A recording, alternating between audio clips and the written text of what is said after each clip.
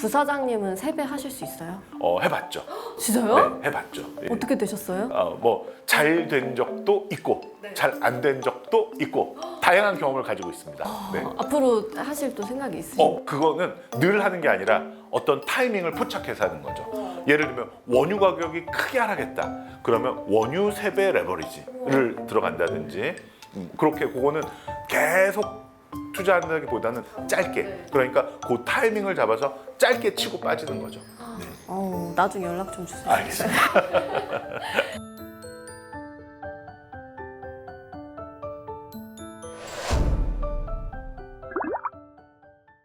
또 이제 뒤에 붙는 게 되게 많았어요. 뭐 TR, H, 인덱스, 인버스, 뭐 프리미엄 이런 것들도 있던데 이 중에 하나하나 해봅시다. 알아야 예. 될 게 뭐가 있을까요? 다 알아야 돼요. 그래요? 네, 하나하나 설명드리겠습니다. 먼저 TR 요거 굉장히 중요해요. TR은 뭐냐면 토털 리턴의 준말이에요.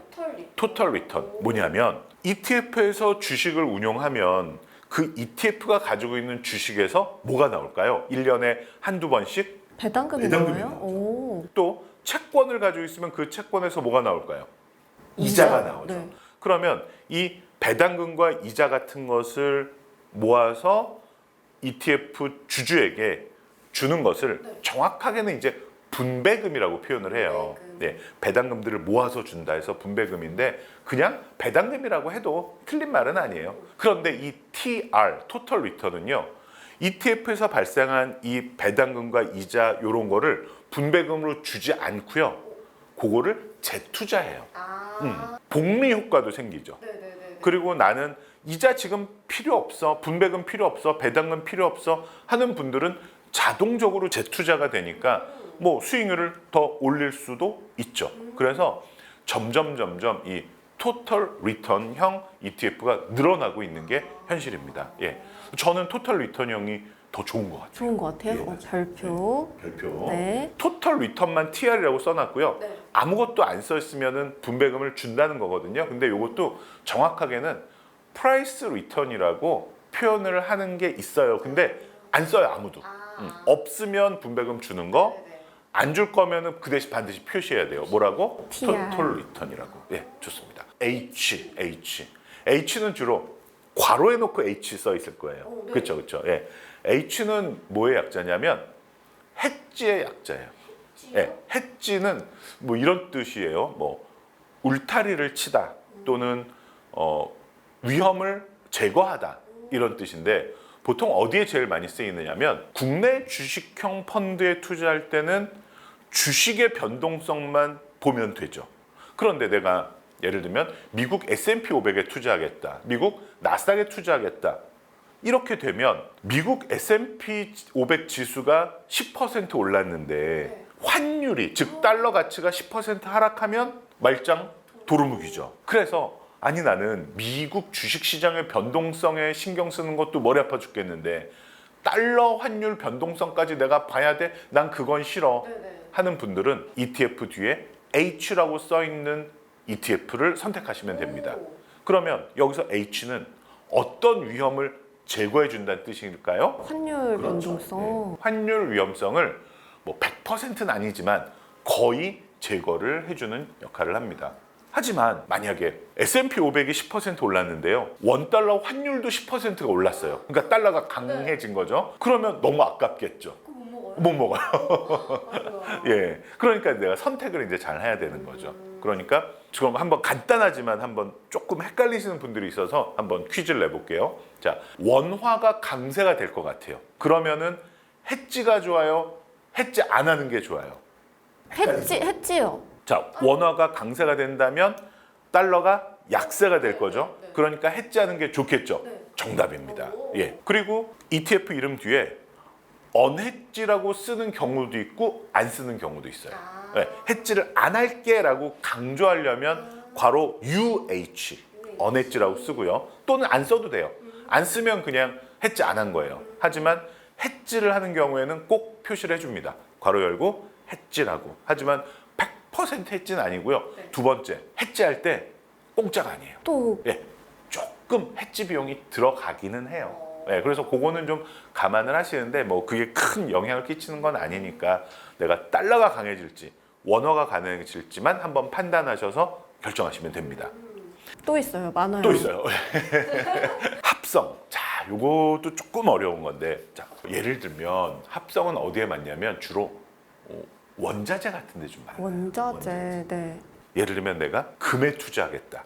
근데 보통 금 선물에 투자하는 경우가 많단 말이에요. 그러면은 원래 ETF의 원래 취지에 따르면 이 ETF 안에 뭘 사야 되는 게 정답이에요. 금 선물 이런 걸 사는 게 정상적인 거죠. 그런데 이거를 사서 내가 유지하는 게 좀 번거롭고 뭐 비용도 많이 들고 좀 마음에 안 들어요. 그러면 어떤 증권회사하고 얘기를 해요. 우리가 금 선물이 상승하면 수익을 고객한테 줘야 되고 하락하면 손실인데 이걸 내가 직접 갖고 있는 게 좀 번거로워. 그러니까 이 구조를 너희가 책임을 질래? 라고 계약을 하는 거예요. 일종의 조금 어려운 표현이긴 한데 스왑 계약이에요. 스왑 계약. 스왑 이제 뭐 바꾸다 뭐 이런 거거든요. 그러면 증권회사는 뭐라고 얘기를 하냐면 알았어. 그럼 우리가 알아서 금값이 오르면 오른 만큼 수익을 주고 하락하면 하락 만큼 니네가 나한테 돈을 줘. 이 계약을 운용사하고 보통 이제 거래 상대방이라고 하는데 주로 증권회사예요. 여기하고 스왑 계약을 맺어서 만든 ETF를 합성 ETF라고 합니다. 그런데 이 합성 ETF는 많진 않아요. 네, 그 대신 주식 채권으로 운용하는 것은 대부분 진짜 주식 채권을 사서 운용을 하고요. 아까 말씀드린 것처럼 무슨 뭐 부동산 지수라든지 원자재 지수라든지 원자재라든지 이런 것들을 운영할 때는 합성 방식으로 운영하는 ETF가 좀 많습니다. 어렵네요. 그렇죠. 조금씩 어려워집니다. 지금. 자, 이거 알 거예요. 당연히. 자, 인덱스라고 써 있는 거. 인덱스. 인덱스 올라가는 거.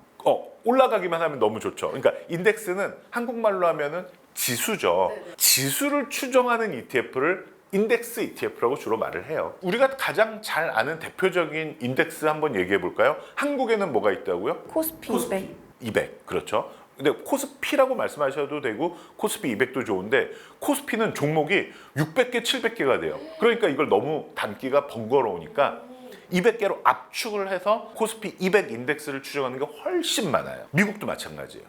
미국의 스탠다드 앤 푸어스 회사에서 500개만 추려서 만든 지수 뭐라고 하죠?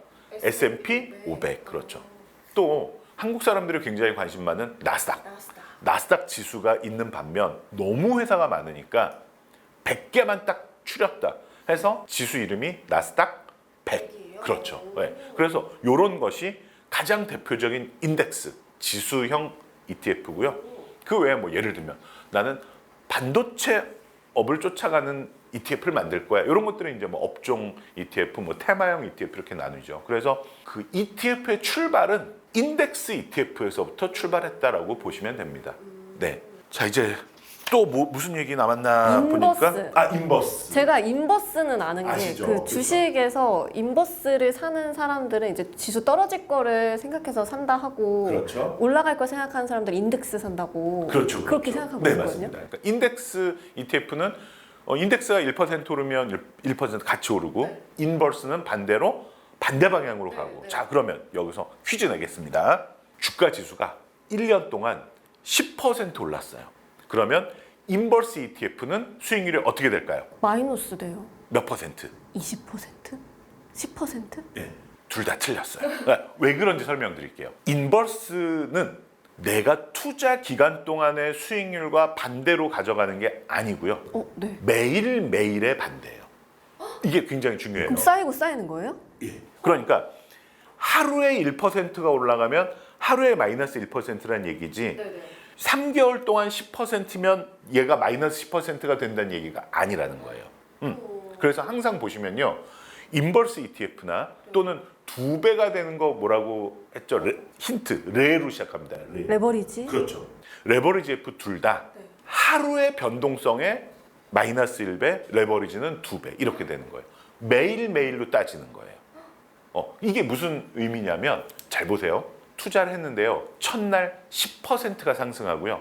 둘째 날 마이너스 10%가 됐어요. 그러면 내 돈은 얼마가 됐을까요? 얼마 투자하셨는데요? 1억이요. 1억이요? 네. 그러면 1억에서 플러스 10% 됐으니까 얼마? 1억 1천만 원. 1억 1천에서 마이너스 10% 됐으니까 9,900만 원이죠. 오케이, 여기서 놀라시면 안 돼요. 즉 마이너스 1%된 거예요. 그런데 플러스 50% 하루에 둘째 날 마이너스 50%가 됐어요. 그러면 내 돈은 어떻게 됐을까요? 없어졌어요? 아니요, 한번 계산해 보자고요. 1억 5천 갔다가. 그렇죠. 1억 5천 갖다 마이너스 50%. 근데 1억 5천에서 마이너스 50%인 거죠? 그렇죠. 그럼 7,500 되는 거예요? 그렇죠. 그럼 몇 퍼센트예요? 마이너스 25%잖아요. 똑같은 비율만큼 오르락 내리락한 건 똑같은데 조금 오르락 내리락하면 마이너스 1%인데 크게 오르락 내리락하니까 마이너스 25%가 됐죠. 이게 바로 레버리지의 무서운 점이에요. 그렇죠.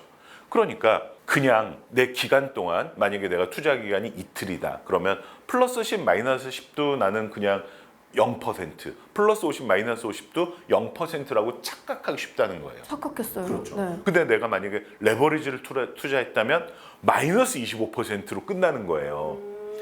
심지어 순서가 바뀌어도 마찬가지예요. 자, 첫날 마이너스 50%예요. 그럼 1억에서 얼마가 됐죠? 5천만 원. 여기서 플러스 50% 되면 7,500이죠.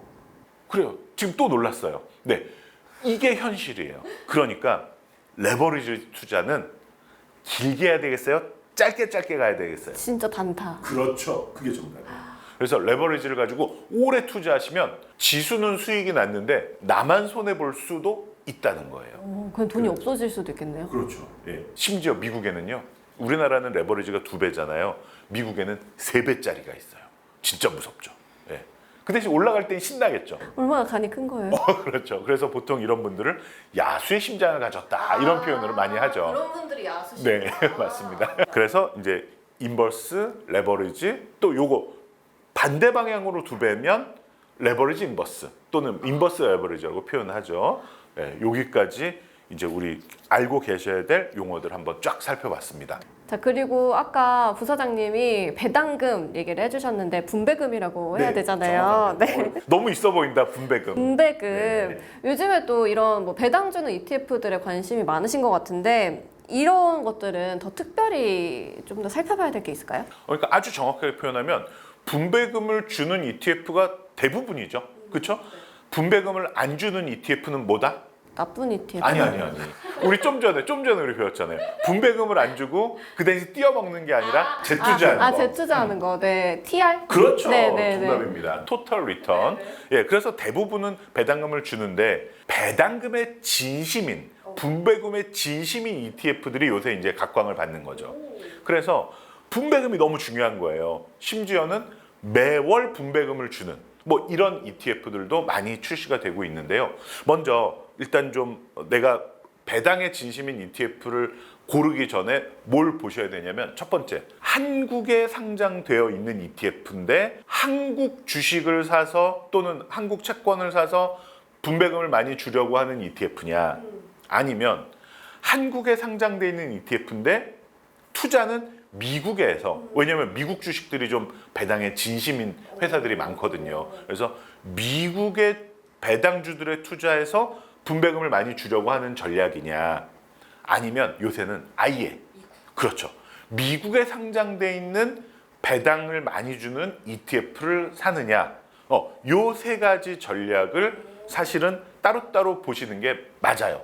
요걸 하나하나 설명하면 우리가 이제 오늘 밤을 새야 되니까 간단하게만 설명드리면 현재는 뭐가 제일 인기가 많냐? 미국. 그렇죠. 왜냐하면 미국 주식들이 워낙 배당의 진심이다 보니 한국 주식시장에 상장돼 있는데 미국 배당주들을 담고 있는 배당주 ETF가 제일 인기가 많은 편이에요. 네. 약간 투자자의 성향에 따라서 그렇죠. 좀 달라지는 건가 보네요. 그리고 뭐 한국이든 미국이든 그러면 어떤 업종에 투자를 많이 하는 것이 배당을 많이 받을 수 있느냐라고 하면 예를 들면 반대를 좀 먼저 설명드릴게요. IT주, 바이오주, 이런 첨단주, 테크주 이런 것들은 배당을 줘야 되겠어요? 연구에 투자해야 되겠어요? 연구. 그렇죠. 그래서 얘네들은 별로 배당을 많이 안 줘요. 그러면 야 우리 사실 투자할 거 웬만큼 다 했고 뭐 우리는 버는 대로 나눠줘도 돼 하는 대표적인 회사가 어디냐? 이건 한국이나 미국이나 비슷합니다. 가장 대표적인 게 금융주예요. 네. 은행주, 증권주, 보험주 이런 회사들은 배당을 많이 줍니다. 우리나라도 이런 회사들이 배당을 좀 많이 주고요. 그 다음에 전통적인 뭐 내수주. 그래서 미국에서도 코카콜라는 굉장히 배당을 꾸준하게 많이 주는 회사고요. 우리가 알고 있는 뭐 프록트앤갬블 이런 회사들도 배당을 꾸준히 잘 해주는 회사로 유명합니다. 그래서 내수주, 금융주 이런 회사들이 있고 또 이거는 따로 우리가 시간을 내서 공부를 해봐야 되겠지만 리츠라고 크래커 리츠도 있지만 리얼 에스테이트 인베스트먼트 트러스트 부동산 투자 신탁 회사 즉 조물주에 누가 있다고 해요. 건물주 되고 싶잖아요. 그런데 나 혼자 건물 사기엔 너무 비싸니까 예를 들면 1,000명이서 1,000만 원씩 냅니다. 그러면 100억이네요. 100억. 그러면 100억짜리 빌딩 살 수 있잖아요. 그래서 여기서 월세 받아서 1,000명에게 나눠주는 이런 구조의 금융상품을 리츠라고 해요. 여기서 꼬박꼬박 월세가 나오니까 배당 충분히 잘 할 수 있겠죠. 그래서 배당주에 투자해서 분배금을 잘 주는 ETF도 있고요. 이렇게 리츠 같은 거에 투자해서 분배금을 잘 주는 ETF도 있고요. 또 하나 뭐가 있냐면 채권.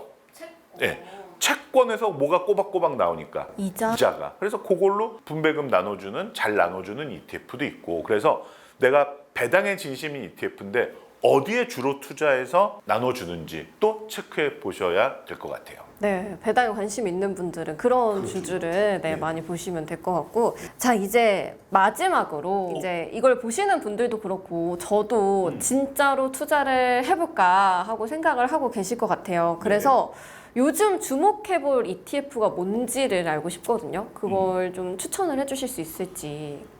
그러면 너무 유행을 타기보다는 제가 조금 레벨을 나눠서 좀 설명을 드리는 게 좋을 것 같아요. 먼저 ETF를 아직 한 번도 안 해봤다. 나는 ETF가 뭔지 모르지만 직접 투자해보면서 공부하고 싶다 하시는 분께는 당연히 아까도 잠깐 말씀드렸지만 ETF의 시작은 뭐로 시작됐다 그랬죠? 인덱스? 그렇죠. 맞습니다. 그래서 대표적인 지수를 추정하는 ETF에 먼저 가입해 보기를 추천드려요. 한국 같으면 뭐를 추정하는? 코스피. 그렇죠. 네. 코스피 200. 미국에 투자하고 싶다면 S&P 500. 나스닥에 투자하고 싶다면 나스닥 100. 그렇죠. 얘네를 추정하는 ETF들이 굉장히 많이 있고요. 선택의 폭도 넓고요. 또 우리 아까 살펴봤던 보수도 제일 저렴해요. 얘네들이. 워낙 큰 자금들을 운용할 수 있어서 그래서 초보의 경우에는 어디에 투자하자? 대표 지수에 투자하는 ETF를 추천드리고 싶고요. 그 다음에 나 이런 건 벌써 좀 해봤지. 나 근데 수익을 좀 추구하고 싶어. 이렇다면은 이제 업종 또는 테마형으로 가보면 어떨까 싶어요. 그러니까 우리 좀 전에 살펴본 것처럼 배당의 진심인 ETF라든지 여기 이제 일종의 테마죠. 또는 업종으로 따지면 야 인공지능 때문에 요새 반도체가 잘 된다고 하는데 반도체 집중적으로 투자하는 ETF를 해보고 싶어. 요런 거. 아니면 또 뭐가 있을까요?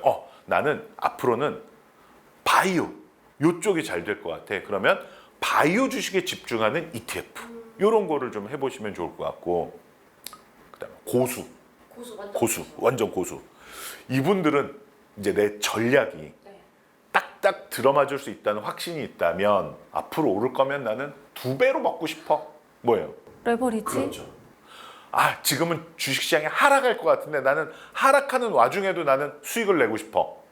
인버스? 그렇죠, 인버스. 그럼 고수들은 인버스 레버리지 또는 세배 레버리지 이런 거에 이제 도전하시겠죠. 제가 추천하지 않아도 알아서 하실 겁니다. 그래서 만약에 초보자라면 처음 스타트는 뭘로 해보는 것이 좋다?